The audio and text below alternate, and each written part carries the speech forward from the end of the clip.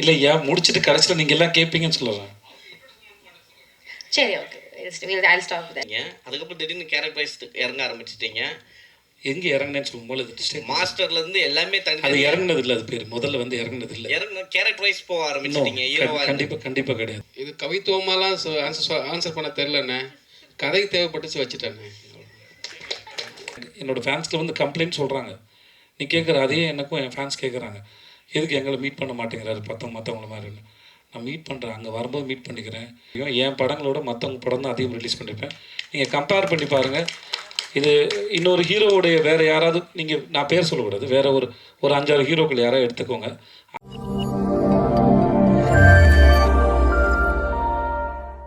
Press மீட்டுக்கு வருகை தந்த அனைவருக்கும் நன்றி.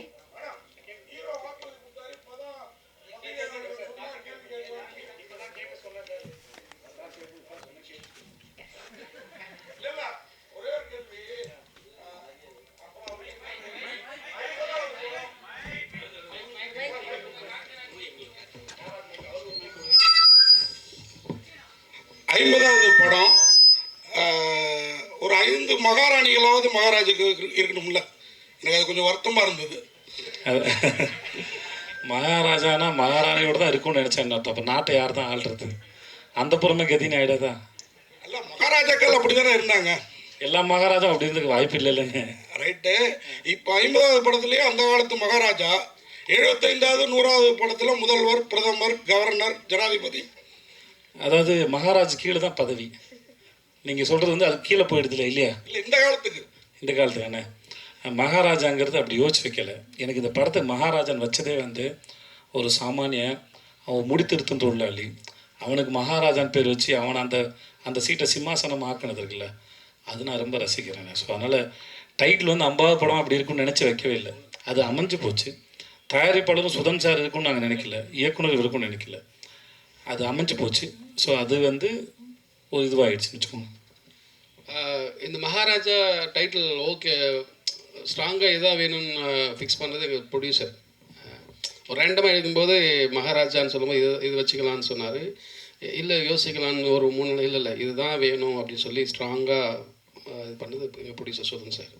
பிரேச்சத்தன் சார் தேடுறீங்களோ? மேடையில் ஒரு மாதிரி சொன்னீங்க, ஃபோன் எடுக்க மாட்டேங்கிறாருன்ட்டு. இல்லை அவர் அதே மறுத்து பேசல. அவர் ஃபோன் எடுக்கலைங்கிறது உண்மை தான். அவர் காசு கொடுத்து படம் எடுக்க சொன்னாருங்கிறது உண்மை தான். எல்லாம் உண்மையும் சொல்லிட்டாரு. முக்கியமாக அவருக்கு நிஜமாக நித்தினுக்கு வந்து இன்னும் பேசவோ மறைச்சி பேசவோ தெரியல. நான் சொன்னேன், கொஞ்ச நாள் பழகிடும்டா, இன்டர்வியூலாம் பார்த்து கற்றுக்கூடா, மற்றவங்க இப்படிலாம் பேசணும்னு பார்த்து கற்றுக்கோன்னு சொல்லியிருக்கேன். அப்புறம் சார் விஜய் சார், அப்புறம் நீங்கள் காது எல்லார் காதையும் நீங்கள் இருக்கிறீங்க, ஆனால் உங்கள் காதில் கட்டுப்போட்டே இருக்குது அந்த ட்ரெய்லரில். ஆமாம் சார். அதுதான் சார் படம் வந்து பார்த்துட்டு சொல்லுங்கள் சார். ஆனால் என்கிட்ட சொல்லுங்கள் சார், மக்கள்கிட்ட சொல்லாதீங்க சார் ப்ளீஸ். விஜய் சேதுபதி ஒரு நிமிஷம் சார். சொல்லுங்கள் சார்.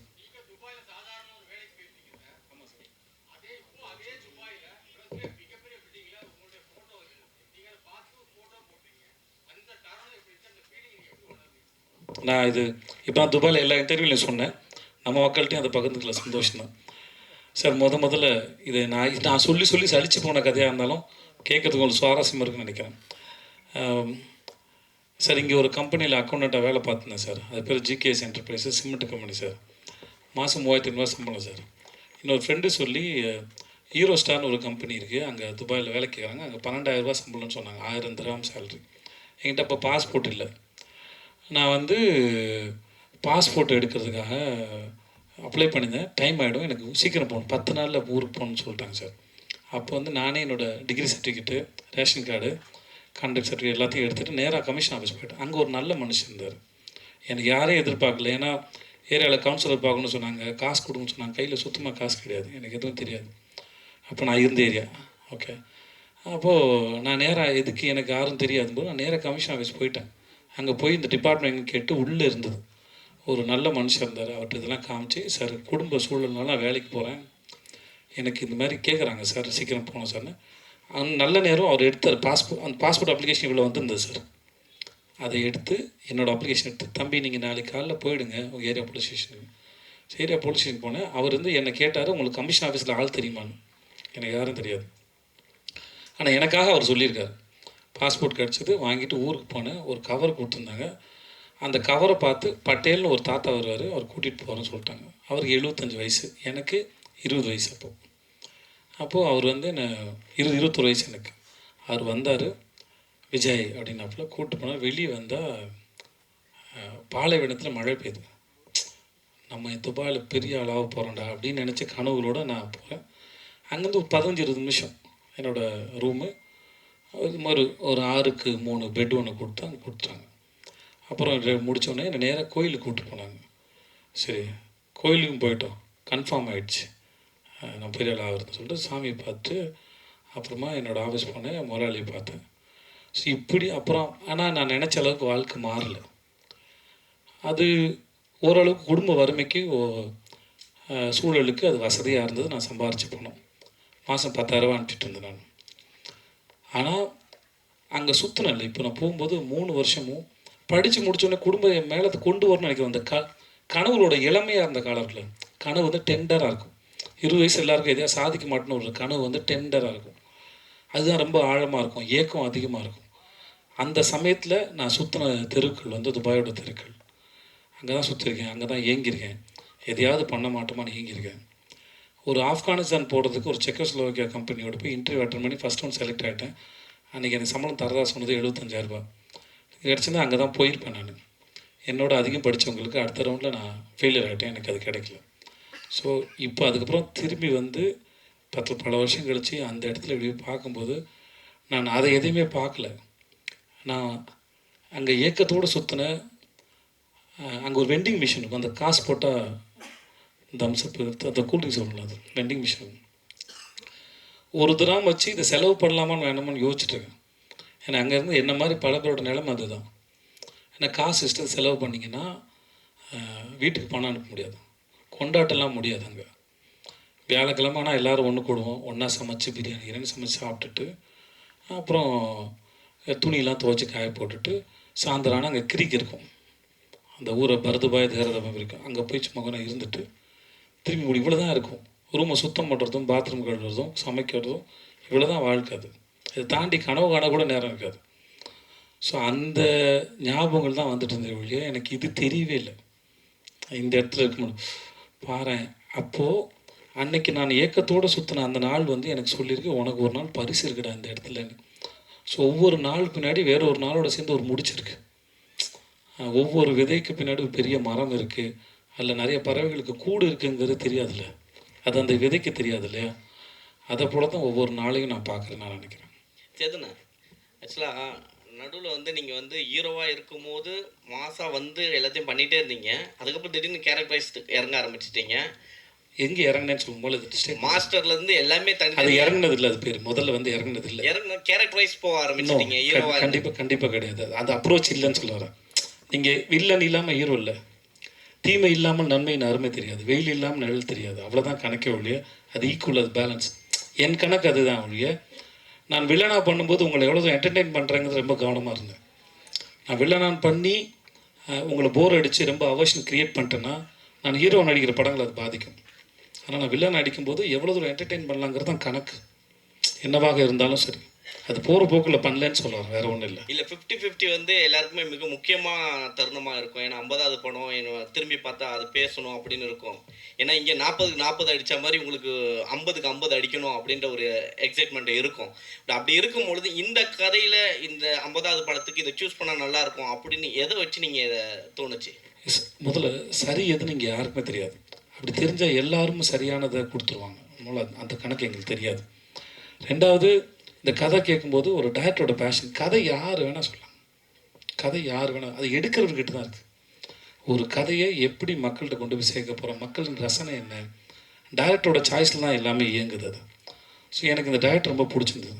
நான் குரங்கு பொம்மையை பார்க்கல, ஷூட்டிங் போகிறதுக்கு ஒரு 4 நாள் முன்னாடி 2 நாள் முன்னாடி தான் படமே பார்த்தேன். அப்போ தான் பார்த்துட்டு அவன்கிட்ட பேசினேன். மற்றபடி டைரக்டர் எனக்கு ரொம்ப பிடிச்சிருந்தது. ஸோ இந்த கதை நல்லா இருந்தது. அப்போது 50வது படமாக அனௌன்ஸ் பண்ணணும். இவர் சொன்னார், சுதன் சார் சொன்னார், சார் நானே பண்ணிடுறேன் 50வது படத்தை அப்படின்னு. எனக்கு 25வது படமும் நல்லா பண்ணி கொடுத்தாரு. எனக்கு அவர் மேலேயும் பெரிய நம்பிக்கை இருந்தது. ஸோ அப்படி தான் அமைஞ்சது. இது எந்த பிளானும் இல்லை. அப்புறம் எனக்கு வந்து 50வது படம் நல்லா ஓடணும்னு நினச்சா அப்போ 49 51வது படம் என்ன எல்லா தயாரிப்புகளும் பணம் போட்டு எடுக்கிறாங்க. ஸோ எல்லா படமும் ரொம்ப முக்கியமான படம் தானே ஒழிய 50ங்கிறது ஒரு இந்த கடந்து வந்த பாதையை ஒரு ஞாபகப்படுத்துறதான்னு அதை தாண்டி வேறு உண்மை கிடையாது. எனக்கு அந்த எண்ணம் கிடையாது 50 நடிச்சிடணும் 100 பெருசாக ஓடிடணும். அப்படி பார்த்தா சீதக்காதுக்கு மாதிரி ஒரு படத்தை 25 படம் செலக்ட் பண்ணியிருக்க மாட்டேன். அந்த படம் வந்து நான் வர்றது 1/2 மணி நேரம் தான் வரேன் நான். ஆனால் ஒரு ஆர்ட் ஃபார்மோட ரெப்ரஸன்டேட்டிவ் அந்த கேரக்டர். கலை எந்த பாகுபாடும் இல்லாமல் எந்த வீட்டு பிள்ளையின் மீது கூட அது இறங்கும் அப்படிங்கிறது அந்த படம் சொல்ல வருது. அதுக்கு பணமோ பேரோ புகழோ பரம்பரையாக வர அறிவோ தெரியாது, எங்கே வேணால் இறங்கும் தான் அந்த படம் சொல்ல வந்தது. அப்படிப்பட்ட ஒரு படம் 25வது படமாக இருக்கிறதுல நான் பெருமை கொள்கிறேன். அது அந்த படத்தை நம்பினார்ல ஒரு தயாரிப்பாளர். அது வியாபார ரீதியாக பெருசாக போகாதுன்னு அவருக்கும் தெரியும். ஆனால் நல்ல படம், அது என்டர்டெய்னிங்கான ஃபிலிம் தான் அது. ஆனாலுமே அதை நம்பினார்ல, அது அவருடைய நம்பிக்கை. எனக்கு அந்த மாதிரி படம் கிடச்சது எனக்கு பெரிய சந்தோஷம். டைரக்ட் சார் ஆக்சுவலாக மகாராஜான்றது எப்பயுமே வந்து ஒரு அங்கே ஒருத்தர் கோல்டு அந்த மாதிரி தான் எதிர்பார்ப்பாங்க. பட் ஆனால் நீங்கள் மகாராஜாவில் ஃபுல்லாக பிளட்டாகவே இருக்குது. இது கவித்துவமாலாம் ஆன்சர் பண்ண தெரிலண்ணே, கதை தேவைப்பட்டுச்சு வச்சுட்டேண்ணே.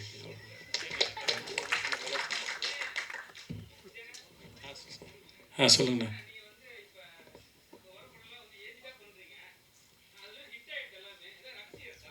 இவ்வளோ ஏஜில் பண்ணுற எனக்கே போர் அடிச்சு. இப்போ நான் வந்து வேணான்னு முடிவு எடுக்கிறேன், எனக்கே போர் அடிக்குது. ஸோ சில சமயம் ரொம்ப நல்லா இருக்க கதை அதை நிர்பந்திக்குது. விஷயம் என்ன ஆகிடுதுன்னா, வர எல்லாருமே உங்களுக்கு பேரம்பேத்தி இருக்கான்ற வரைக்கும் சொல்ல ஆரம்பிச்சிடுறாங்க. அப்புறம் அவங்களுக்கு புரிய வைக்க வேண்டியதாக இருக்குது. நானும் எதுக்கு அந்த கேட்டை ஓப்பன் ஆகி வச்சுருக்கேன்னா, சம்டைம்ஸ் ரொம்ப எக்ஸைட்டிங்காக இருந்துச்சுன்னா ஒரு சில கதைகள் வந்து இப்போ மகாராஜா வந்து நான் வர்றதுக்கு முன்னாடி இல்லைப்பா எனக்கு வேண்டாம், எனக்கு இல்லை ஒரு 16-17 வயசு பொண்ணு எனக்கு பொண்ணாக நடிக்கிற மாதிரி நான் நடிக்க வேணாம்னு சொல்லி வச்சுக்கோங்களேன், நான் இந்த கதையை மிஸ் பண்ணியிருப்பேன். ஸோ இந்த மாதிரி ஒரு அனுபவம் கிடைக்கும்போது அதை வந்து ஏன்னா இதுக்கு முன்னாடி தான் மேரி கிறிஸ்மஸ் பண்ணேன், அதில் ஒரு 30 வயசு ஆள் தான் நான் அதில். ஸோ அதனால ஒரு சுதந்திரம் இருக்குல்ல, ஒரு ஆக்டராக நான் வந்து ஒரு லாக் பண்ணிக்காமல் இருக்கிறதுல ஒரு ஃப்ரீடம் இருக்குதான் நான் நினச்சிக்கிறேன். அதனால் அந்த கேட்டை இன்னும் திறந்து வச்சுருக்கேன், வேறு ஒன்றும் இல்லை. விஜய் சேதுபதி சார் 50 படத்தில் வெற்றி தோல்வி நிறைய பார்த்துருக்கீங்க. 100 கோடி 200 கோடி 1000 கோடி வரைக்கும் பார்த்துருக்கீங்க. அந்த சமயத்தில் உங்கள் மனநிலை எப்படி அந்த வாரம்? அதே மாதிரி தோல்வி 200 கோடி 1000 கோடிலாம் பார்க்கவே இல்லை நான். உங்கள் வசூல் அண்ணன் நீங்கள் வாட்ட சொல்லிடுறீங்க நினச்சிக்கிறாங்கண்ணே, உண்மையாக அண்ணே எங்கள் பிரச்சனைலாம் நீங்கள் வந்து கேட்டிங்கன்னு வச்சுக்கோங்களேன், எனக்கு எவ்வளோ பேமெண்ட் பெண்டிங்கு என்னெல்லாம் நடந்ததுன்னு அதை சொன்னேன்னு வச்சுக்கோங்க. சொன்னது போடாத செக்கு கேட்காத காசுலாம் கணக்கு கேட்டிங்கன்னா நிஜமாக ஆச்சரியமாக இருக்கும். என்னதான் இருந்தாலும் படம் எடுக்க வராங்கல்ல, நம்புகிறாங்கல்ல, அதை மதிக்கிறேன். வருத்தமாக இருந்தாலும் ஒரு படம் எடுக்க வராங்கன்ற நம்பிக்கையில் தான் அது பண்ணுறோம். அவ்வளோதான். நீங்கள் என்ன கேட்டீங்க? வெற்றி தோல்வி அந்த மனநிலை எப்படி இருக்குது? வெற்றி வரும்போது அந்த வாரம் உங்கள் மனநிலை எப்படி இருக்குது? சில படங்கள் எதிர்பார்த்த அளவுக்கு போகலை, அந்த வாரம் மனநிலை ஏதாவது நீங்கள் காரணத்தை அனலைஸ் பண்ணி முடிச்சிடலாம், வேறு ஒன்றும் கிடையாது. இப்போ சில சமயம் வந்து முன்னாடி தெரிஞ்சிடும், வேறு காரணம் வேறு ஒருத்தரால் படம் உருவாச்சுன்னா ஒருத்தர் தவறுது. ஒரு படம் பண்ணுறதுக்கு நிறைய பேர் தேவைப்படுறாங்க, தன் சூழல் தேவைப்படுது. அனலைஸ் பண்ணி பார்த்துட்டு அடுத்த முறை தப்பு பண்ணக்கூடாது அப்படின்னு மட்டும் நினச்சிக்கிறோம், அவ்வளோதான் இருக்க வழியாக, மற்றபடி இல்லை. சரியாக இருந்தாலும் ஏன் இது நடந்ததுன்னு தெரிஞ்சுக்கிறதும், சரியில் இருந்த தவறு. இப்போ 96 வந்து பெரிய ஹிட் ஆச்சு. அன்றைக்கி நைட்டு வந்து பிரேம் சார் நான் ஃபோன் பண்ணேன், எல்லோரும் என்னை பாராட்டினாங்க. நான் 11 மணி இருக்கு நான் பேசினேன். சார் நான் எங்கெல்லாம் கேரக்டர் விட்டு வெளியே போனால் நீங்கள் நினைக்கிறீங்க சார்? அவரும் ஒரு 5 இடம் சொன்னார்.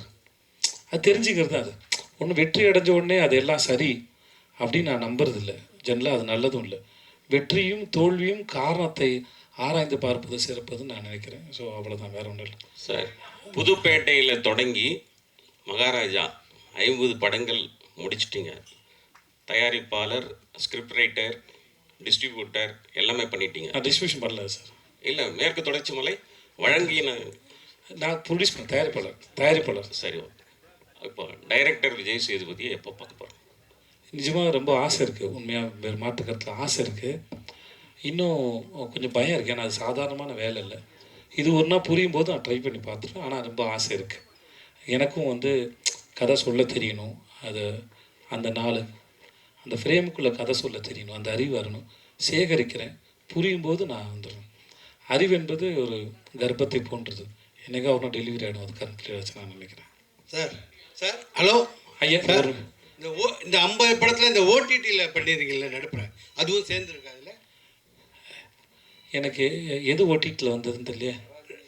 ராஜு, அனபில்ல, அனுப்பலாம் அந்த தெரியல 50 கணக்கு இல்லை கணக்கு எதுலாம் சேர்த்து போட்டாங்கன்னு தெரியல. இல்ல, படங்களுக்கு மட்டும் அதான் 50 இல்லை நான் கெஸ்ட்லாம் எடுக்கல, என்னென்ன கணக்கு வச்சுருக்காங்கன்னு தெரியல. அனுபவம் சேர்த்து தான் நான் சேர்ந்துருக்கும் தான் நினைக்கிறேன், தெரியல.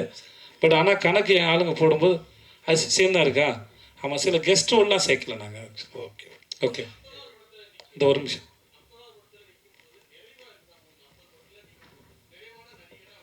சார் நிறைவு அடையலை சார். நிறைவு அடைஞ்சிட்டா அது முடிஞ்சு போச்சுன்னு அர்த்தம் சார். அது ஸ்டேட்மெண்ட்டுக்காக சொல்லலை சார். இன்னமும் ஒரு முறையும் கேமராமேன் நிற்கும்போது நிறைய கேள்வி நமக்கே இருக்குது சார். அது சில சமயம் படம் நடித்து முடிச்சதுக்கப்புறம் இப்போ நம்ம டிஜிட்டல் இருக்கிறதுனால சார் ஃபிலிம் இல்லைல்ல சார், அதனால் வந்து சில சமயம் வேறு ஆங்கிள் அப்ரோச் பண்ணலாம், கேட்கலாம் முடியுது. ஒரு பர்ஸ்பெக்டில் ஒரு சீனை அப்ரோச் பண்ணி முடிச்சுட்டு இதுக்கு வேற ஒரு ஆங்கிள் தோணுது, அதையும் ட்ரை பண்ணி பார்த்துலாமான்னு தோணுது, போஸ்ட்டில் வச்சுக்கலாம்.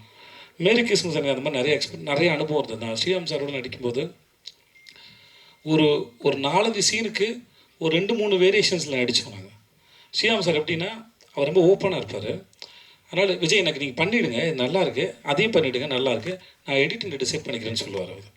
ஸோ அந்த மாதிரிலாம் நிறையா இதெல்லாம் கிடைக்கும். ஸோ எவ்வளோ கலை என்பது அதான், எவ்வளோ தேடினாலும் எவ்வளோ தோணினாலும் அது அமிர்தம், அது வந்துக்கிட்டே தான் இருக்கும், அது வந்து குறையாது. ஸோ அதனால் அந்த எக்ஸ்பீரியன்ஸ் தான் சார் ரொம்ப அழகு. ஒரு ஸ்டேஜுக்கு மேலே தன்னிறைவு அடையதில் இல்லைன்னு நினைக்கிறேன் ஆர்ட் ஃபார்ம் பொறுத்த வரைக்கும். அதை நீங்கள் எக்ஸ்பீரியன்ஸ் மட்டும் தான் உங்களை வந்து என்ஹான்ஸ் பண்ணும், இல்லை என்கரேஜ் பண்ணும், இல்லை அதை வாடுறத சுவையை வந்து ரசிக்க வைக்கும் நான் நினைக்கிறேன். விஜய் சேவி சார், நீங்கள் நடித்த 50 படத்தில் தனிப்பட்ட முறையில் பிடிச்சிங்கன்னா கடைசி விவசாயி, எனக்கு ஆண்டவன் கட்டளை, சூப்பர் டெலக்ஸ், அந்த மாதிரி நீங்கள் ரொம்ப ரசித்து பண்ண படம் என்ன படம்? ரொம்ப கஷ்டப்பட்டு மன ரீதியாக உடல் ரீதியாக பண்ண படம் என்ன படம்? நீங்கள் சொன்ன படம் கடைசி விவசாயம் இருக்குல்ல சார், ரொம்ப கஷ்டம் சார். அது ஸ்பிரிச்சுவல் வந்து உணர்றது இல்லையா சார், அதுக்கு பெரும் காலம் எடுக்கும். அது ரொம்ப கஷ்டப்பட்டேன், அதை தொடர்றதுக்கு ரொம்ப கஷ்டப்பட்டேன். அதை நான் வந்து ஸ்பிரிச்சுவாலிட்டி வந்து அவ்வளோ சாதாரண விஷயம் நான் நினைக்கிறேன். நான் எல்லாத்தையும் சரண்டர் பண்ணி அப்படியே ஏற்றுக்கிற ஒரு தன்மை வரணும். அது எனக்கு இன்னும் வாழ்க்கையில் வரல. ஆனால் அது பெர்ஃபார்ம் பண்ணும்போது அது ஃபேக்காக பண்ணிடக்கூடாது, ரொம்ப மெனக்கேட்டேன். ஓரளவு நான் தொட்டான்னு நினைக்கிறேன். அது பண்ணும்போது எனக்கு எப்படின்னா, அங்கே மக்கள் வந்து என்னை நம்பினாங்க. நான் விபூதி இங்கே வச்சுருந்தேன், அந்த சுருக்கு பையிலேருந்து அடிச்சுன்னா கையில் விபூதி வந்துடும், உள்ளே கை விடுது, இப்படி அடித்தாலே வந்துடும். வரிசையில் நின்று என்ன வர வேணும்னு கேட்பேன். மழை பெய்யும், காடு நல்லா இருக்கும் போங்க, அடுத்து என் புள்ள நல்லா இருக்கும், புள்ள நல்லா படிக்கும் போ, அப்படி எல்லாம் விபூதி பூசுவேன் நான். அது நான் வந்து மனசார தான் நான் அதை செஞ்சேன். நான் அந்த கதாபாத்திரம் ரொம்ப ரசித்தேன். நான் எழுதுனத மணிகண்டன் கேட்டு எப்படி தர இது எழுதுனீங்க அப்படின்னு. ஸோ அது ரொம்ப கஷ்டமானது. சூப்பர் டீலர்ஸும் சாதாரணமான விஷயம் இல்லை. அது குமாரராஜான்னு ஒரு மாபெரும் அந்த டைரக்டர் இல்லாட்டி அந்த மாதிரி கதையை வேறு யாரும் நம்பி நான் போயிருப்பேனான்னு கூட எனக்கு தெரியாது. ஏன்னா அந்த படம் நான் என்ன நம்பி போகவே இல்லை. பாலகுமார் ரொம்ப கஷ்டப்பட்டிருக்கேன். நிறைய படம் இருக்குது. அது சில சமயம் உங்களுக்கு படமாக தெரியாது, சில சீனில் போய் நிற்கும்போது எம்டி ஆகிடும். ஒரு இடம் இரவி பண்ணும்போது காத்திட்டு நான் கேட்டிருக்கேன். ஒரு சீன் பாபி அடித்து கொள்கிற சீன் ஒன்று இருக்கும். அன்றைக்கி எனக்கு வாழ்க்கையிலையும் பிரச்சனை இல்லை, ஒன்றுமே இல்லை.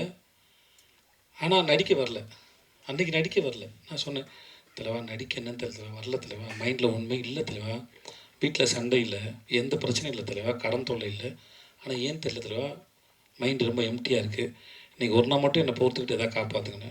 அன்றைக்கி வேறு சீன் எடுத்தார், அந்த சீனெல்லாம் அடிக்க முடியல. ஸோ இந்த மாதிரி ஒரு படம்னு இல்லை, ஒரு கேரக்டர்னு இல்லை, சில சமயம் ரொம்ப சாதாரணமான விஷயம். கூத்துப்பாட்டில் முதல்ல போகும்போது நீங்கள் நடிகரானு உங்களை அப்சர்வ் பண்ணுறது செக் பண்ணுவாங்கன்னா எஞ்சி போய் அந்த சுவிட்சு போடுங்கன்னு சொல்லுவாங்க. சாதாரண சுவிட்சு போட்டு போயிடும்ல, 10 பேர் முன்னாடி உட்காந்துக்கும் எஞ்சி போய் சுவிட்சு போடும்போது ரொம்ப கான்சியஸ் ஆகிடும். அதுவே நடிப்பு தான் சொல்லப்படுது. ஸோ நடிப்புங்கிறது மிக அற்புதமான காட்சியோ கஷ்டமான காட்சியோ அழுது நடிக்கிறவங்க எல்லாமே அதுக்குள்ளே பொருந்தும், அந்த நிலையில் உட்கார தான் பொருந்தும். ஸோ அப்படி எல்லாத்தையும் சாதாரணமாக எடுத்துக்க முடியல. இப்போ இந்த படத்துலேயே இந்த சில காட்சிகள்லாம் இருக்குது, நான் ரொம்ப கஷ்டப்பட்டேன். இப்போ நீங்கள் கல் தூக்கி போடுறது பார்த்தீங்களா, ஒரு கடைசியில் ஒன்று பார்த்தீங்களா, அதில் நீங்கள் படம் பார்க்கும்போது தெரியும், அவ்வளோ எக்ஸ்பிரஷன்ஸ், அதில் அவ்வளோ கணக்கு இருக்குது. நீங்கள் கதை பார்த்துட்டு வரும்போது அந்த இடத்துல உங்களுக்கு அத்தனை சேர்ந்து வந்துடணும், நான் அதை தொட்டுடணும் உங்களுக்கு. நான் அதை கொடுக்கலன்னா அந்த இடத்துல நான் என்னமா முதல்ல ஏமாற்றிக்கிறேன்னு அர்த்தம். ஸோ அதனால் இப்படி எல்லாத்துக்கும் ஒரு கணக்கு இருக்குன்னு சொல்ல வேறு ஒன்றும் இல்லை. விஜயண்ணா இங்கே ஹாய்ண்ணா.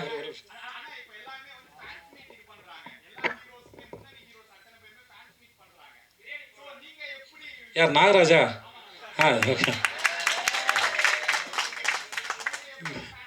ஏண்டா இவ்வளோ ட்ரெய்லர் போட்டு இவ்வளோ பேசுகிறேன் தம்பி. நான் முன்னாடியே பண்ணிகிட்டு இருந்துட்டேன், 2013, 14, 15 பண்ணிகிட்டு இருந்தேன் நினைக்கிறேன். அப்போது எனக்கு வந்து ஒரு ஸ்டேஜில் பயம் வந்துடுச்சு, முதல்ல வராங்க யாருக்காவது அடி போட்டுரும் பயம் வந்துச்சு. அதனால் ஒரு ஸ்டேஜில் நிப்பாட்டிட்டேன் நான். எல்லோரும் வேறு வேறு ஊர்லேருந்து வராங்களா, வேனில் வராங்க. இதுக்காக மற்றவங்க யாருக்கும் அக்கறை இல்லை அப்படி சொல்லி தயவுசெஞ்சு அப்படி எடுத்துக்காதீங்க. என்னுடைய சொந்த பயம் அது. அதனால தான் ஆடியோ லான்ச்சுக்கு யாரையும் கூப்பிட்றதில்ல. அங்கேருந்து பாருங்கள் போதுமானதான்னு இருக்கும். அந்த மாதிரி ஒரு காரணம்.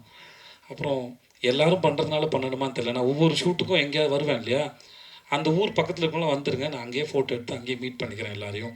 கம்ஃபர்டபுளாக நீங்கள் அது வரைக்கும் அவங்கவுங்க வேலையை பாருங்கள் அப்படின்னு சொல்கிறேன். இதுதான் எனக்கு வர என்னோடய ஃபேன்ஸில் வந்து கம்ப்ளைண்ட் சொல்கிறாங்க. நீ கேட்குற அதே எனக்கும் என் ஃபேன்ஸ் கேட்குறாங்க, எதுக்கு எங்களை மீட் பண்ண மாட்டேங்கிறாரு மற்றவங்கள மாதிரின்னு. நான் மீட் பண்ணுறேன், அங்கே வரும்போது மீட் பண்ணிக்கிறேன். இதுக்கும் தனியாக அப்படி ஒன்று பண்ணணுமான்னு ஒரு கேள்வி இருக்குது. அதனால் பண்ணுறதில்ல, வேறு எந்த ரீசனும் இல்லை. ஹாய்ண்ணா விஜயண்ணா, இங்கே ஒரே ஒரு கொஸ்டின்.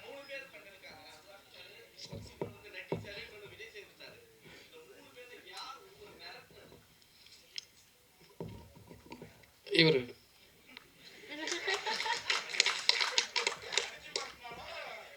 விஜயண்ணா ரெண்டும் பண்ணார். விஜயண்ணா அனுராக் சார். ஆக்சுவலி இவர் தான் சார் மிரட்டினாப்ல பாருங்கள், மிரட்டினா அனுராக் சார். ஆனால் அனுராக் சார் அவர் எப்படிப்பட்ட டேரக்டர்னு நீங்கள் பார்த்துருப்பீங்க, அவர் கூட வேலை பண்ணணும்னு நினச்சிருப்பீங்க. இப்போ அவர் எப்படிப்பட்ட ஆக்டருங்கிறதும் உங்களுக்கு தெரிஞ்சிருக்கு. சூப்பரான ஆக்டருங்க. அவர் கூட நீங்கள் கதை பண்ணணும்னு ஏதாவது டிஸ்கஸ் பண்ணியிருக்கீங்களாண்ணா அவர் டைரக்ஷனில்? நானே கேட்டேன். நான் மும்பையில் ஒரு ஒரு ஒரு ஃபங்க்ஷன் இப்போ ஒரு பார்ட்டியில் ஒன்று மீட் பண்ணோம். அப்போ அவர் படம் கென்னடின்னு ஒரு படம் இருக்குது, பார்க்க வரியான்னு எனக்கு கேட்டார். என்னை முதல்ல ஹிந்தி படத்துக்கு அப்ரோச் பண்ணது அவர் தான், 2016 வாசன் பாலனோட டேரக்டரோடதுக்காக. அப்போது படம் காமிச்சார். நானும் இன்னொரு ப்ரெஸ்ஸில் அவருக்கு ஒரு நண்பர் இருந்திருக்காரு, ரிப்போர்ட்டர். அவரும் நானும் தான் படம் பார்த்தோம். முடிச்சுட்டு 3 பேரும் பேசிட்டு இருந்தோம். அப்போ நான் எனக்கு அந்த படத்தை பற்றின ஒப்பீனியன் சொன்னேன். அது அவருக்கு பிடிச்சிருந்தது. அந்த படத்தில் வந்து கான்ஸில் ஸ்க்ரீன் பண்ணும்போது எனக்கும் தேங்க்ஸ் கார்டு போட்டிருந்தார். இந்த படத்துக்கு நான் அப்ரோச் பண்ணோன்னே வந்து எனக்காக பண்ணி கொடுத்தாரு. கதை கேட்க முன்னாடி ஓகே சொல்லிட்டார் இல்லையா, எனக்காக வந்து பண்ணி கொடுத்தாரு. நடிச்சிட்டு இருக்கும்போது ஒரு சீனில் வந்து அவருக்கு ஷோல்டர் வந்து அடிபட்டு ஒரு மாதிரி அவ்வளோ பெருசாக நகர்த்த முடியல. அப்போது நாங்களாம் வருத்தப்படும் போது அவர் சொன்னார், நல்லவேளை எனக்கு ஷோல்டர் இதுவாகி வலியாச்சு, அதனால் இந்த கை யூஸ் பண்ண முடியல, அது ஷாட்டுக்கு ரொம்ப நல்லா இருக்குனாரு. அதனுடைய ஒரு டைரக்டர் இருந்தபோது மித்தியில் கொஞ்சம் பயந்தான், கம்யூனிகேஷன் கேப் இருந்தது. எனக்கு ஓரளவு ஹிந்தி தெரிஞ்சனால பேசி நான் அந்த கொஞ்சம் உதவி பண்ணியிருந்தேன். ஆனால் ஒரு டைரக்டராக இருந்தாலும் அவரும் பெரிய டைரக்டரு, அவர் எக்ஸலண்ட்டான டைரக்டரு. அவருக்கு எப்படி சொல்கிறதுன்னு ஒரு நாள் ஒரு நாள் தாங்கியிருப்பேடா, அவன் ஒரு நாள் தாங்கியிருப்பான். பட் ஆனால் ஒர்க் பண்ணும்போது அவர் அவ்வளோ ஸ்பேஸ் கொடுத்ததுனால இவன் நினச்சதை சொல்ல முடிஞ்சது. அவருடைய டெடிக்கேஷனும் ஒர்க் பண்ணதும் கடைசியில் நாங்கள் நினச்சிட்டோம் நல்லதாக போச்சு. ஐ திங்க் மம்தா சொன்னாங்க, நினைக்கிறேன் மம்தா வீரமையும் சொன்னாங்க. இந்த படத்தை வந்து எல்லா காஸ்ட்டும் எல்லாருமே சரி, அனுராக் சாப்பிட்லேருந்து எல்லாருமே சரி, இந்த படத்துக்கு அமைஞ்ச ஒரு வரம் தான் அது. சில இந்த கொடுத்துறேன்டா இல்லை நான் பேசுகிறேன் இல்லை. ஸோ இந்த படத்தில் நம்ம என்ன தான் தேடினாலும் சில சமயம் அமையிறது இருக்குல்ல, அது அமைஞ்சது.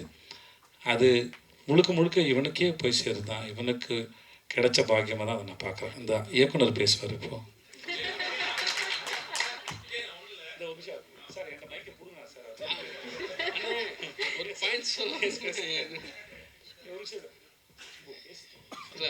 அனுராக் சார் வந்து ஒரு சீனில் படியில் விழணும்.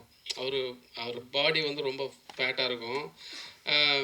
நமக்கு அது ரொம்ப சார் நீங்கள் லைட்டாக விடுற மாதிரி பண்ணிக்கோங்க, டூப் வச்சு மேட்ச் பண்ணிக்கலாம் அப்படின்னு சொல்லி நமக்கு அது தெரியல, ரொம்ப பிடிச்ச மனுஷனால ஒரு மாதிரி ஒட்டிக்கிட்டு குழந்த மாதிரி ஒட்டிக்கிட்டு அது பார்த்துட்டு ஏதோ பண்ணிகிட்டு இருந்தேன். கேமரா சரி சும்மா படுங்க சார், சும்மா ஒரு கியூ மட்டும் கொடுங்க அப்படின்னா டப்புன்னு விழுந்து புரண்டிட்டாரு. அது கேமராக்கு தெரியாமல் நான் பாட்டு உள்ளே போயிட்டேன். அவர் பிடிச்சி திட்டாரு, அறிவு நீ டைரக்டர் அது என்னது அப்படின்னு சொல்லி திட்டிட்டு அப்புறம் கூப்பிட்டு வச்சு பாடம் எடுத்தார். இப்படி இருக்கணும், நீ பயப்படக்கூடாது, யார் என்ன இருந்தாலும் அப்படின்னு சொல்லி கிட்டத்தட்ட அதுக்கடுத்து ஒரு லென்த்தாக உருண்டிட்டு வரணும். அண்ணன் சொன்ன மாதிரி கை உடஞ்சி போச்சு. கொஞ்சம் தூரம் மட்டும் வாங்க சார், நீ நடந்து வந்தாலன்னா அது இல்லை, நீ உனக்கு என்ன தேவையை எடுத்துக்கலாம்னு சொல்லிட்டு உருண்டிட்டே வந்துட்டுருக்காரு. தவழ்ந்து வந்துட்டு இருந்தார். அது ஒரு இதுவாக இருந்தது. ஒரு நம்ம பெருசாக பார்த்த ஒரு ஆள் வந்து என்ன இப்படி இது பண்ணுறாரா அப்படின்னு ஒரு அந்த எமோஷனை எப்படி சொல்ல தெரியல. ஏதாவது ஒரு விஷயம்னா தப்பானா அண்ணன் என்ன சொல்லி அண்ணன் வச்சுருப்பேன். அண்ணன் இல்லாத சீனில் ரொம்ப கஷ்டப்பட்டேன். ஒரு நிறைய இடம் வந்து கூட வந்து உதவி பண்ணிகிட்டே இருந்தார். ரொம்ப நன்றி. விஜய் சேதுபதி ரெண்டு கொஸ்டின் உங்கள்கிட்ட. ஆக்சுவலி ஃபாரினில் போய் வேலை பார்க்குறவங்களுக்கு தான் சொந்த மண்ணோட அருமை தெரியும் அப்படின்னு சொல்லுவாங்க. அதுமாதிரி நீங்கள் அதர் லாங்குவேஜில் போய் நிறைய மூவிஸ் பண்ண ஆரம்பிச்சிட்டிங்க. ஸோ நீங்கள் தமிழ் சினிமாவோட அருமையை அங்கேருந்து பார்க்கும்போது என்னென்ன விஷயங்கள் ஹைலைட்டாக தெரிஞ்சுது, எந்தெந்த விஷயங்கள்லாம் உங்களுக்கு வந்து சார் தமிழ் சினிமாவில் இதெல்லாம் இருக்குது அப்படிங்கிற மாதிரி நீங்கள் சொல்லலாம்? முதல்ல எனக்கு இன்னமும் அந்த அளவுக்கு சென்ஸ் வரல. ஏன் சொல்கிறேன்னா, இன்னமும் அந்த மொழியும் கலாச்சாரம் முழுசாக புரியல. இன்னும் நாங்கள் கன்வின்சிங்காக நடிக்கிறான்னு கூட எனக்கு தெரியல. ஆனால் மக்கள் என்னை ஏற்றுக்கிறாங்க. அவங்க மக்கள் செல்வன்னு சொல்லும்போது நல்லாயிருக்கு கேட்குறதுக்கு. நம்ம ஆளுங்கள் புரிந்து தமிழ் பேசுகிறோம், நமக்கெல்லாம் புரியும் போது என் மொழி தெரியாதவங்க கூட என்னை அப்படி சொல்லி அட்ரஸ் பண்ணும்போது கேட்குறது நல்லாயிருக்கு. பட் எனக்கு என்னென்னா, இன்னும் நான் அதை பண்ணுறதே கன்வின்சிங்காக பண்ணல. அது ஒரு நாள் பண்ணதுக்கப்புறம் தெரியும். மற்றபடி எல்லா இது உலகத்தில் எங்கே போனாலும் ஒன்று தான், கதை சொல்லப்படுது, கதாபாத்திரம் வழியாக சொல்லப்படுது. அது அந்த இடத்துல அந்த மண்ணில் வாழ்கிற மக்களுடைய உணர்வுகளை பதிவு பண்ணுது. இட்ஸ் டாக்குமெண்டேஷன் நான் நினைக்கிறேன். மற்றபடி எனக்கு எந்த வந்து இன்னொரு கொஸ்டின். ஆக்சுவலி வந்து 50th மூவி அப்படின்னா நீங்கள் கடந்து போகிறேன் அப்படின்னு நீங்கள் சொன்னீங்க. ஆனாலும் மோஸ்ட்லி ஹீரோஸ் என்ன பண்ணுவாங்க அப்படின்னா கமர்ஷியலாக, கலர்ஃபுல்லாக, ஒரு மாதிரி ஃபன்னாக, ஈவன் போஸ்டர்லாம் ரிலீஸ் ஆச்சு அப்படின்னாக்கா அவ்வளோ வந்து ஒரு ஸ்டைலிஷாக இருக்கும். பட் ஏன் நீங்கள் வந்து இந்த 50வது படம் மகாராஜாவாக இருக்கணும்னு நினச்சிங்க? ஈவன் நீங்கள் நினச்சிருந்தா கூட இது 51 மாற்றிருக்கலாம். என்ன ஒரு ஆக்டராக ஒரு அந்த எந்த பாயிண்ட் ஆஃப் வியூவில் இது 50வது படம்? நீங்கள் 50வது படம்னு உங்கள் மனசில் நிற்கணும், உங்களுக்கு பிடிக்கணும், உங்களை இம்ப்ரெஸ் பண்ணணும்னு நினச்சேன். ஸோ அதுக்கு இந்த கதை சரியாக இருந்தது. நான் மனசில் ஒரு விஷயத்தை வச்சுக்கிட்டு அதுக்கு தேடினா செட் ஆகுமான்னு எனக்கு தெரியல. ஏன்னா அது பெர்ஃபெக்டாக ஒன்று கிடைக்குமா தெரியாது. இது தென்கட்சி கோசோம்னு கதையிலே ஒரு கதை கேட்டிருக்கேன். அதில் இருந்திருக்கோம். பெர்ஃபெக்ஷன் என்பது உங்கள்கிட்ட யார் எதிர்பார்க்கணும் அவங்க மனசில் ஒரு ஓவியம் இருக்கும், அதை போல் ஓவியத்தை வரைஞ்சிட்டிங்கன்னா அது பேர் பெர்ஃபெக்ஷன் சொல்லுவாங்க அப்படின்னு ஒரு கதை சொல்லியிருப்பாரு. ஸோ அந்த மாதிரி என் மனசில் ஒரு விஷயத்தை வச்சுக்கிட்டு அந்த மாதிரி ஒருத்தர் படம் பண்ண நினச்சேன்னா அது தேடி டயர்ட் ஆகிடும், வயசாகிடும். ஆனால் இவர் கொண்டு வந்து ரொம்ப சிறப்பாக இருந்தது. இதுவே 50வது கட்டுன்னு நினச்சி தான் அந்த பண்ணுறது. சரிதாண்ணா, இது நிறைய சார் ஒரே நிமிஷம் ரம்னாக்கு. ஓகே, வேறு கேள்வி. அப்படி ஒன்றும் இல்லை தலைவா. இதுவே இன்னமும் சொல்கிறேன் தலைவா, எனக்கு எப்பயாரோட அந்த மக்கள் செல் வந்து எடுத்துடணும் தலைவா ஆசைப்படுறேன். அதுவே பட்டம் வேணும் தான் தோன்ட்டு இருக்கு. அறிவு வந்துச்சுன்னா பிரச்சனையே இல்லை. அறிவு இருக்கணும், அது பொறுப்பு இல்லை. எவ்வளோ பேருக்காக சேர்ந்து சிந்திக்கிற ஒரு வேலை இல்லையா? அவ்வளோ அசால்ட்டாக நான் எடுத்துக்க மாட்டேன். அதனால் எனக்கு அறிவு வந்துச்சுன்னா நான் ஓப்பனாக சொல்கிறது எனக்கு எந்த ஆட்சேபனையும் இல்லை. எனக்கு அதை பற்றின சென்ஸ் இருக்கணும். ஆமாம், இவ்வளோ பேருக்கு பதிலாக நம்ம முடிவு எடுக்கிறோம், அவங்க வாழ்க்கை தீர்மானிக்கிறோமோ, ஏதோ ஒரு பொறுப்பு இருக்குன்னா அதுக்கான சிந்தனையும் அறிவும் அரசியலும் தெரிஞ்சால் மட்டும்தான் நான் செய்யணும்னு நினைக்கிறேன். மற்றபடி வேறு யார் மேலே எனக்கு எந்த ஒப்பீனியன் கிடையாது. செல்வண்ணா இங்கே என்னன்னா இப்போ வந்து இன்னும் 2 கேள்வி முடிச்சுக்கலாமா? இப்போ வந்து சேதுனா வந்து 2 வருஷத்துக்கு முன்னாடி வந்து ரொம்ப சோஷியலாக இருப்பாங்க, எல்லாரையும் வந்து டக்குன்னு மீட் பண்ணுவாங்க, அதெல்லாம் ஒரு விஷயம் போயிருந்தது. இப்போ வந்து சமீப காலமாக வந்து உங்களை மீட் பண்ண முடியல, உங்களை வந்து ஏதாவது ஒரு ஃபோட்டோ ரிலீஸ் பண்ணுறது கூட கொஞ்சம் கஷ்டமாக இருக்குது அப்படின்னு சொல்லிட்டு ஒரு டூ வீக்ஸ் முன்னாடி, ஒரு லாஸ்ட் வீக் முன்னாடி கூட ஆர்கே வெள்ளிமேகம் ஒரு படத்தோட டைரக்டர் அவர் வந்து 4 படம் மலையாளத்தில் பண்ணியிருக்காரு. அவர் வந்து உங்ககிட்ட வந்து ஒரு டைமு உங்கள் சைடில் கேட்குறாங்க, யாரும் வந்து ரெஸ்பான்ஸ் பண்ணலையா? அவர் என்ன ஒரு வார்த்தை சொல்கிறாருன்னா, அவர்கிட்ட என்னங்க ஒரு ஃபோட்டோ தாங்க கேட்க போகிறோம், 4 சென்ட் இடமா கேட்க போகிறோம்னு சொல்லிட்டு வெளி மாநிலத்துலேருந்து வந்து உங்களை வந்து கொஞ்சம், ஆனால் வந்து உங்களுக்கு ரொம்ப பிடிச்ச ஒரு டேரக்டர். அவர் என்ன சொல்கிறாருன்னா, எனக்கு ரொம்ப பிடிக்கும், வேறு யாரையும் நான் மீட் பண்ணவே போகலை, அவரை மட்டும் நான் போய் பார்க்கலான்னு போகிறேன், உங்கள் சுற்றி உள்ள ஆளுகள் வந்து யாரும் மீட் பண்ண விட மாட்டார். அவர் ஒரே வார்த்தை சொல்கிறார், நான் அவர்கிட்ட வந்து 4 சென்ட் இடமா கேட்க சொல்லட்டுமா? என்ன தெளிவாக சொன்னது எனக்கு புரியும். அதான் எனக்கு எனக்கு புரிஞ்சிச்சு. நான் இதுக்கு பதில் ஒன்றும் இல்லை. எனக்கு ட்விட்டரில் போய் பார்த்தீங்கன்னா தெரியும், என் படங்களோட மற்றவங்க படம் தான் அதிகம் ரிலீஸ் பண்ணியிருப்பேன். நீங்கள் கம்பேர் பண்ணி பாருங்கள். இது இன்னொரு ஹீரோவுடைய வேறு யாராவது, நான் பேர் சொல்லக்கூடாது, வேறு ஒரு 5-6 ஹீரோக்கள் யாராவது எடுத்துக்கோங்க, அவங்க எவ்வளோ மற்ற படங்கள் ரிலீஸ் பண்ணியிருக்காங்க, நான் எவ்வளோ ரிலீஸ் பண்ணியிருக்கேன்னு பாருங்கள். அப்புறம் ஒரு ஸ்டேஜுக்கு மேலே நான் வர எல்லாத்தையும் பண்ணிகிட்டு இருந்தேன், சிலது வந்து நல்லா இல்லாததையும் பண்ணிகிட்டு இருந்தேன். அப்போ சில பேர் கம்ப்ளைண்ட் பண்ணாங்க, நீங்கள் பண்ணாதீங்க, அதை நம்புகிறோம் நாங்கள் அப்படின்னு சொன்னாங்க. அதனால் ஓரளவு எங்களுக்கு பிடிச்சதை பண்ணிகிட்டு இருப்போம். 2வது அண்ட் 3வது, இவங்க சொன்னோன்னே மீட் பண்ண முடியாத சூழல் எல்லாருக்கும் இருக்கும்ல. நான் ஊரில் இருந்துருக்க மாட்டேன், வெளியே போயிருப்பேன், ஏதாவது ஒன்று இருக்கும் இல்லையா? அவர் எப்படி அவர் வேலைகள் பிஸியாக இருப்பாரோ அந்த மாதிரி நானும் என்னோடய வேலைகள் பிஸியாக இருப்பேன். நிறைய பேர் நிஜமாக நேரம் கிடையாது தான், இருந்தாலும் நான் மீட் பண்ணி சந்தித்து ஃபோட்டோ எடுத்து தான் இருக்கேன். அதுக்கு உதாரணமாக நீங்கள் கடந்த 1 மாதமாக, ரொம்ப நாள் முன்னாடி போனேன், கடந்த 1 மாதம் இல்லை 2 மாதமாக நான் எத்தனை படங்கள் ரிலீஸ் பண்ணிருக்கேன்னு பார்த்தீங்கனாலே உங்களுக்கு தெரியும். என் நண்பர் ஒருத்தர் வந்து அவருடைய இது ரிலீஸ் பண்ண சொல்லி கொடுத்தாரு.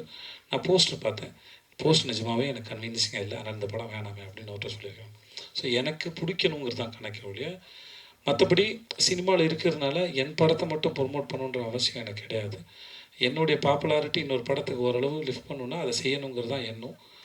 நீங்கள் சும்மா செக் பண்ணி பாருங்கள், அது நான் சொன்னால் நல்லா இருக்காது. அன்பு முத்தங்கள் குறைச்சி போச்சுன்னு சொல்கிறாங்க. அன்பு முத்தங்கள் இல்லை, இப்போ ஏர்போர்ட்டில் கூட்டத்தின் உள்ள கேட்கும்போது கொஞ்சம் கூச்சமாக இருக்குது. நீங்கள் ஷூட்டிங் ஸ்பாட்னா பரவாயில்ல, ஏர்போர்ட்டில் கேட்கும்போதெல்லாம் அது இப்போ அங்கேயே உட்காந்து எல்லாம் கொடுத்துடல. அங்கே எல்லோரும் நிறைய பேர் போயிட்டுருக்காங்க, வேறு மொழி பேசுகிறவங்க. என்னடா அவன் எல்லாருமே கிஸ் வச்சுன்னு நீங்கள் மாட்டாங்களா? அது தவிர வேறு ஒன்றுமே இல்லை.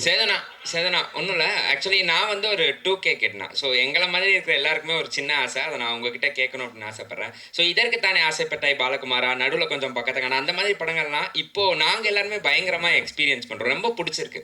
ஸோ ரீசெண்டாக அந்த மீம் பேஜஸில் நீங்கள் பார்த்துருப்பீங்கன்னு நினைக்கிறேன், அந்த சாங்ஸ் எல்லாம் ரெகுலராக போட்டுருக்கேன். ஸோ அந்த மாதிரி படம் உங்ககிட்ட இருந்து எப்போ நான் எதிர்பார்க்கலாம் அடுத்து? எனக்கு எதற்கு தானே ஆசைப்பட்டாய் மாதிரி எனக்கு ஏதாவது ஒரு படம் வேணும். இல்லை சார், நானும் எல்லாருக்குமே இல்லை, நானும் எதிர்பார்க்குறேன். இல்லை என்ன, நீங்கள் அந்த படம் நடிக்க ரொம்ப ஜாலியாக இருக்கும், இன்ஹிபிஷன்ஸே இருக்காது. நீங்கள் வந்து ஜாலியாக இருக்கும். எனக்கு அம்மே இல்லை, இப்போ பாலகுமாரா வந்து அமைஞ்சது, அம்மையினும் அதான் சொல்கிறேன், அம்மையினும் அது. இப்போ எழுதுனவங்க மட்டும் நம்பினா பத்தாது, நடிக்க போகிற நான் நம்பினதான் என்னை நம்பி படம் பார்க்க வர உங்களுக்கு நான் சரியாக கொடுக்க முடியும்னு அர்த்தம். அப்போ அதே மாதிரி ஒன்று எழுதிட்டு வந்தால் அது நடக்காது. அது ஒரு மூடு, வேற ஒரு மூட்லேயும் அதை கொடுக்கணும்.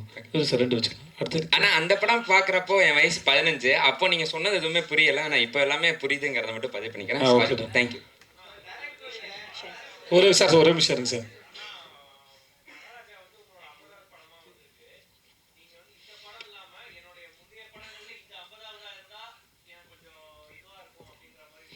இல்லை, அப்படி எதையும் யோசிக்கல, நிஜமாக யோசிக்கல. எனக்கு அதாவது 50ங்கிறது உங்களுக்கு தான் ஜென்ரலாக நம்பர் தானே ஒழிய, நானும் அதை பெருசாக கன்சிடர் பண்ணல.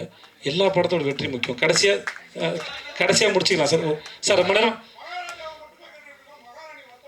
அது கேளுங்க சார், ஒரே நிமிஷம் இருங்க. இவர் ரொம்ப நேரமாக ஒரு பெரிய மனுஷன் கேட்டே இருக்காப்புல சார், பதில் சொல்லிக்கிறேன், நீங்கள் கேளுங்க. மொத்தமாக வெள்ளை கலர் டை அடிச்சு வந்துருக்கீங்கன்னு நினைக்கிறேன், இல்லைண்ணே?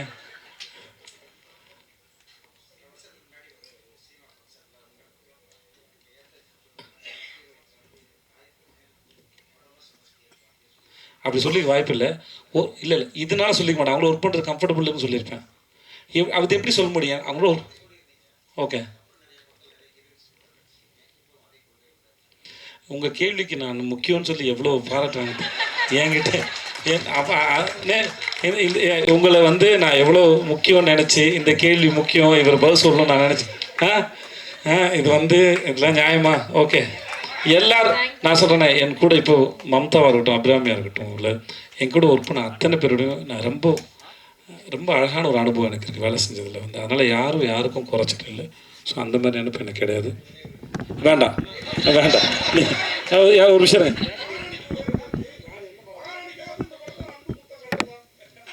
சார், அது கரெக்டு. இதுக்கு வந்து இல்லை நீங்கள் படம் பாருங்கள், தெரியும் மகாராணி யார் இந்த படத்தில் உங்களுக்கு.